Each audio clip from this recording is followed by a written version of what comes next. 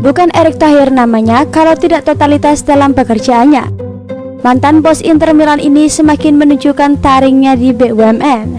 Setelah menyita tambang emas dan batu bara milik tersangka Jiwasraya, kini giliran aset atas nama Jiwasraya. Tak tanggung-tanggung, nilainya setara 3 triliun rupiah. Inilah makanya banyak maling yang mengincar Jiwasraya. Nilai 3 triliun itu baru dari satu aset. Mungkin setelah ini publik dibuat ternganga dengan BUMN yang katanya tak mampu bayar nasabah ini. Memang langkah yang tepat adalah menjual asetnya, baru pemerintah menangani kekurangannya. Seperti diberitakan wartaekonomi.co.id, Menteri BUMN Erick Thohir siap melepas atau menjual Mall Cilandak Town Square atau Citos milik Jiwasraya kepada pihak swasta jika telah mendapatkan persetujuan dari Panitia Kerja DPR RI. Kalau Mall Citos di Jakarta mungkin akan kami jual ke pihak swasta atau pihak lainnya yang berminat, ujar staf khusus Kementerian BUMN Arya Sinulinga di Jakarta, Senin 9 Maret 2020. Arya mengatakan bahwa aset Mall Citos ini cukup bagus dan sudah mulai ditawarkan. Banyak pihak yang sudah melirik dan berminat untuk membeli mall tersebut. Staf khusus Kementerian BUMN tersebut menyampaikan bahwa Mall Citos tersebut merupakan aset milik Jiwasraya sebagai BUMN dan penjualannya menunggu persetujuan dari Panja Jiwasraya DPR RI. Kemungkinan nilai aset Citos sendiri saat ini sekitar 2 triliun rupiah sampai dengan 3 triliun rupiah, kata Arya. Rencana penjualan Mall Citos itu, lanjut Arya, merupakan rencana penjualan aset-aset milik Jiwasraya dalam rangka upaya penyelamatan perusahaan asuransi plat merah tersebut. Ada juga rencana-rencana pembelian aset-aset Jiwasraya bisa dibeli oleh subholding asuransi sehingga didapatkan dana tunai secara langsung. Karena kalau tidak, nanti menunggu lama terkait penjualan aset, di mana saat ini untuk penjualan bangunan setahun atau 2 tahun baru laku, ujarnya. Kementerian BUMN tidak ingin ketika aset Jiwasraya tersebut dijual, harga penjualnya tidak optimal.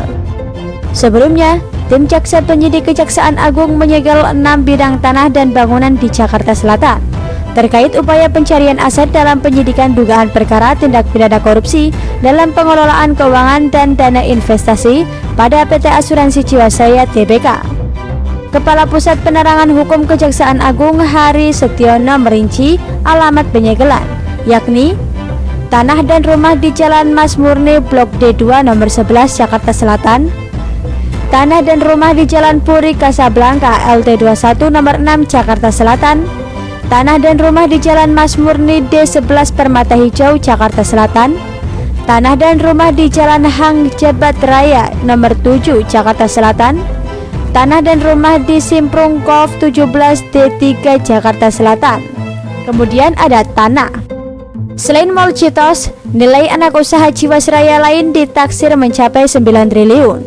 Artinya, ditambah penjualan Citos, pemerintah bisa mendapatkan uang sekitar 12 triliun.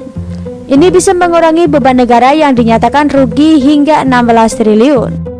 Seperti dilansir katadata.com, manajemen Jiwasraya dan pemerintah tengah menjajakan anak usaha Jiwasraya, yakni Jiwasraya Putra kepada investor.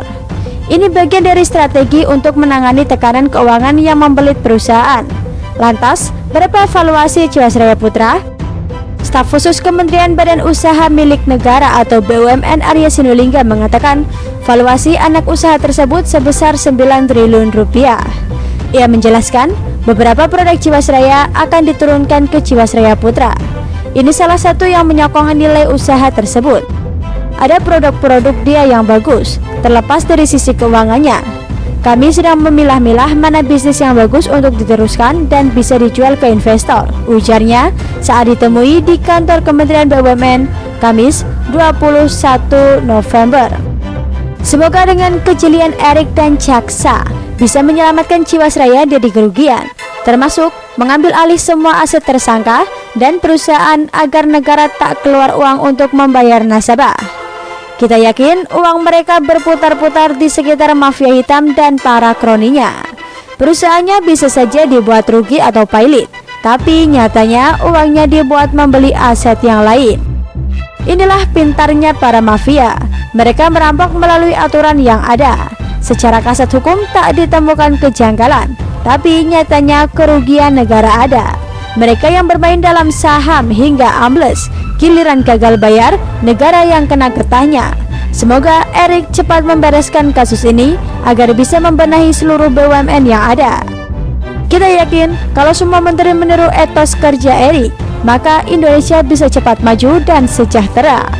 Bagaimana menurut Anda?